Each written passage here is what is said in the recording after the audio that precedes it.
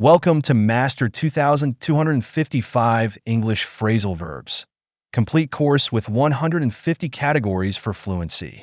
This course is here to help you master English phrasal verbs in every context. Today, we're exploring the 58th category, Organization and Administration, top phrasal verbs for success. These verbs are essential for managing tasks, coordinating teams, and staying organized. Let's get started. First, let's begin with setup. This phrasal verb means to establish or arrange something.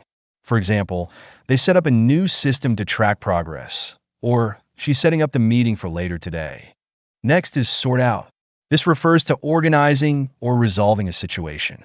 You might say, we need to sort out the files before the presentation, or he sorted out the scheduling conflicts with ease. Put together describes assembling or organizing something. For instance, she put together a comprehensive report for the team, or let's put together a plan to tackle this project. Bring together means to gather people or resources for a purpose.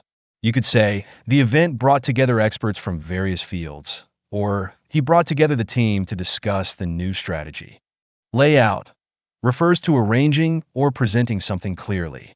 For example, he laid out the details of the proposal during the meeting, or the instructions were laid out step by step. Breakdown describes dividing something into smaller, more manageable parts. You might hear, let's break down the project into smaller tasks, or she broke down the process to make it easier to understand. Carry out means to execute or implement a task or plan. For instance, they carried out the survey to gather feedback, or she's carrying out the final steps of the project. Cut down refers to reducing something, often to save resources. You could say, we need to cut down on unnecessary expenses, or they cut down the time required by automating the process. Keep track of means to monitor or stay updated on something. For example, he keeps track of all the team's progress using a shared document, or make sure to keep track of your expenses this month. Handover describes transferring responsibility or control. You might say, she handed over the project to the new manager, or he handed over the keys to the new tenant. Take over refers to assuming responsibility or control. For instance, she took over the leadership role during the transition, or the company plans to take over its smaller competitor. Run through means to review or practice something quickly. You could say, let's run through the presentation one last time, or she ran through the checklist to ensure nothing was missed. Tidy up describes cleaning or organizing a space.